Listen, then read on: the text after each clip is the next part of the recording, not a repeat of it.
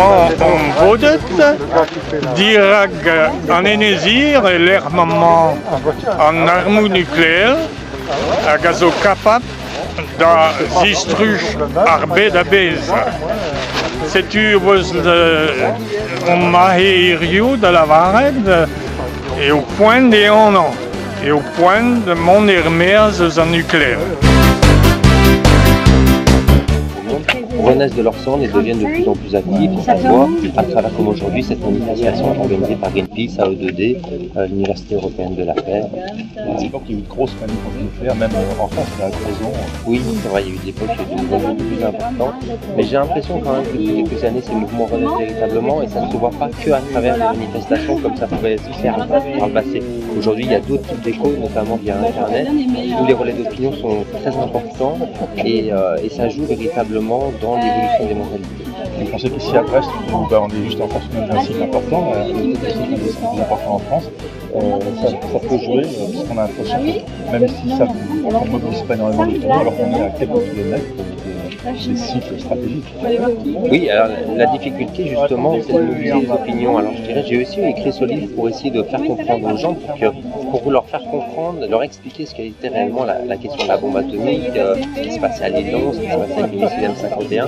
C'est une des utilités de ce livre, c'est de découvrir quelque chose qui est quelque plus caché, qui est opaque, comme je dis dans mon livre, sur cette question.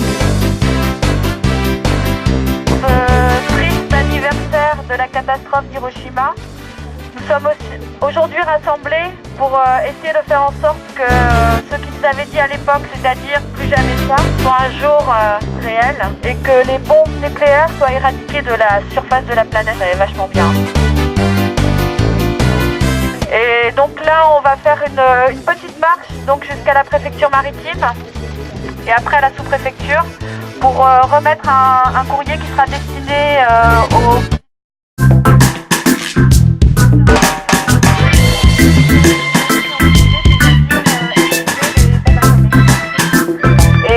Donc pour rappeler un petit peu certaines personnes, je ne sais pas si les gens en bas dans le bateau sont au courant qu'ils sont dans une zone nucléaire et que de l'autre côté de la mer se trouve l'île Longue, la plus grande base nucléaire d'Europe, où il y a l'équivalent de 2 fois Hiroshima. Et ici à Brest, nous avons donc l'arsenal.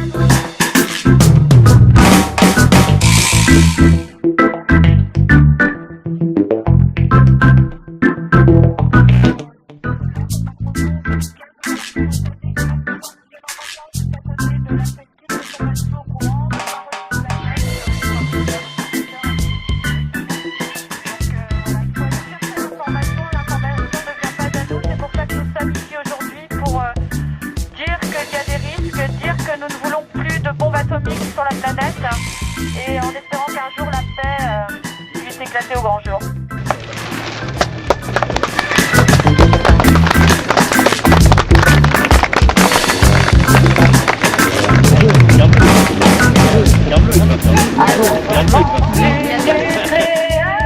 Il est temps de se réveiller.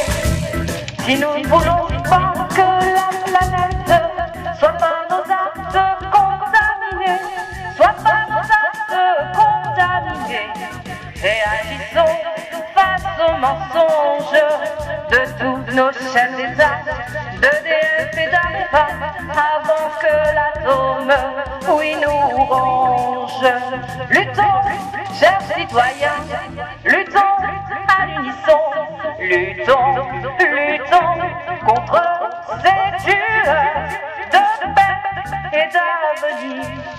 À côté de la radiation, 14-18, c'est du pipeau, car avec un point de reddition, elle se gâte jour et nuit sans faillir, elle se gâte jour et nuit sans faillir, sans oublier sa descendance qui fait déjà à Tchernobyl, Hiroshima et bientôt Flamanville, des milliers d'enfants privés d'enfance.